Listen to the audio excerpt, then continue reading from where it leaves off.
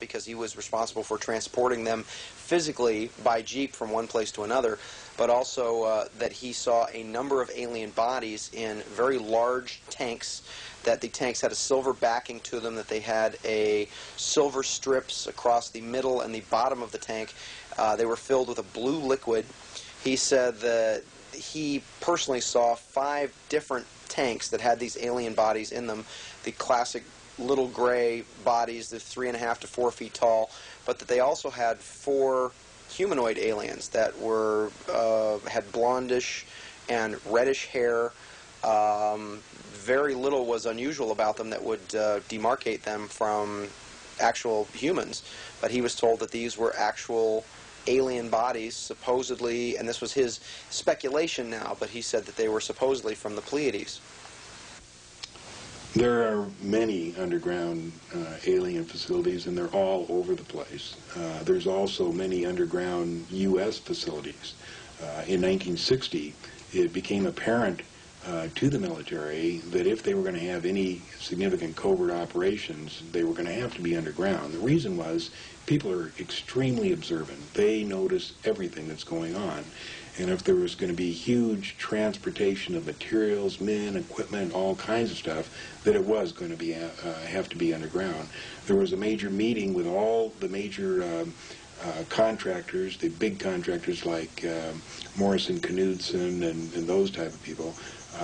And the meeting included the highly specialized area of underground operations, as far as drilling down there, how you move that kind of dirt. And they started then, basically in 1960, building all these underground facilities. Right now, they're just all over the United States. It's just incredible how many there are.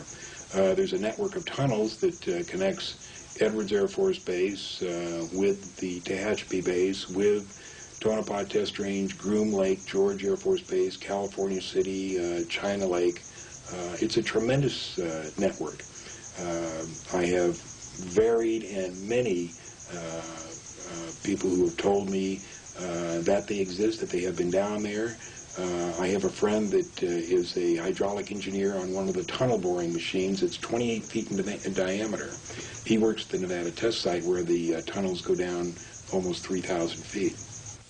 In addition to this, I have had a number of ex-military persons, engineers who've worked in the aerospace industry, for the aerospace companies out in the Antelope Valley, such as Lockheed, Northrop, Rockwell, who have related to me their knowledge of underground facilities.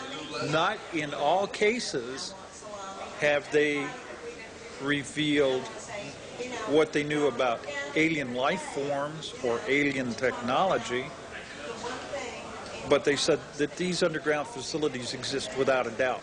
Okay, that many aerospace companies have these facilities, that most of our Air Force bases, our naval bases, have these type of facilities underground, and that ultra-secret work goes on in secure underground facilities. Now, our difficulty has been in trying to come up with the evidence that these facilities are connected with the UFO phenomena. So we have had to approach this not only from the viewpoint of listening to testimony, but keeping some of these facilities under surveillance so that we can take cameras up there or any means that we can to record phenomena that seem to be emanating from or associated with these facilities. And that has been done. And people have reported seeing classic UFO phenomena around these facilities. There are 4 aerospace covert facilities. This is what we call the aerospace connection in the Antelope Valley and also the San Joaquin Valley. Rockwell in the San Joaquin, Lockheed, McDonnell Douglas, and Northrop in the Antelope Valleys. And these operations are extremely suspicious. They have a surface cover activity. They call themselves RCS testing sites. That stands for radar cross-section. And apparently their presumed purpose is to test various aeroform designs atop pylons with radar cross-section. And the disturbing part is that we have found out with incontrovertible proof that there are extensive underground facilities. And for example, Northrop, we have documented to have 42 levels underground. Now, if this is radar cross-section testing, which is above ground, why do they need 42 levels underground?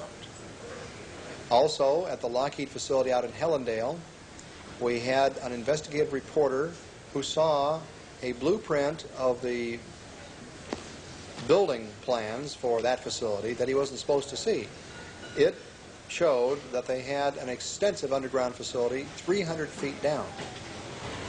And when this reporter interviewed the person who was in charge of that facility, they had a nice, pleasant interview until at the end he told the director that he was aware of this extensive underground facility. And what could he tell him about that? And immediately the man's eyes grew wide and he said, "This interview is terminated." So it's very suspicious. And then, of course, we have other reports of people in the area who say that they have seen alien craft emanating from these facilities and terminating at these facilities.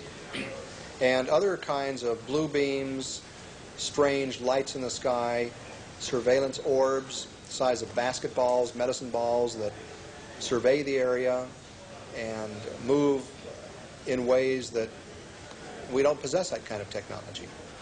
In terms of the Northrop facility, which is also known as the Anthill, the construction, the underground facility was greatly enlarged in the early 80s.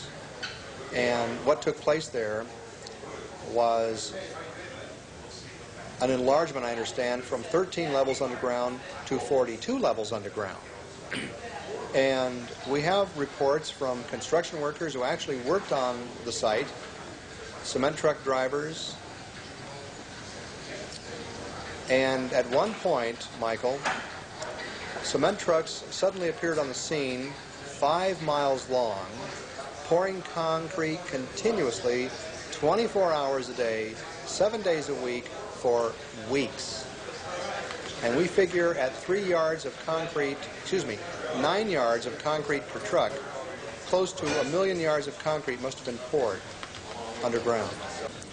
Also, we understand from the construction workers that 3 silos were constructed there, 3 underground silos, and we were bringing out the fact that saucers have been seen to just come screaming out of the facility as if they had had some travel distance underground.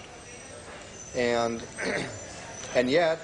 also craft would, like helicopters, would come into the facility and just disappear into the ground.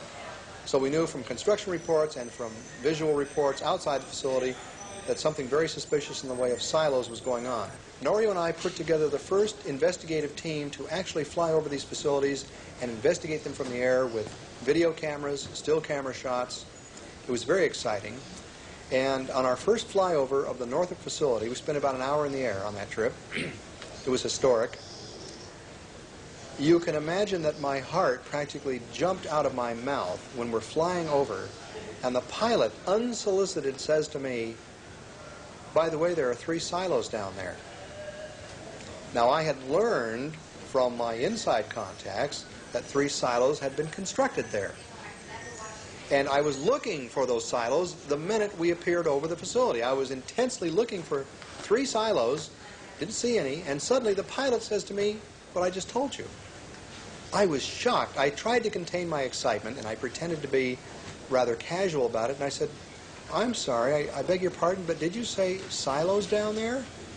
And he says, "Oh yes." He says, "You see those white diamonds?" And sure enough, there were 3 white diamonds.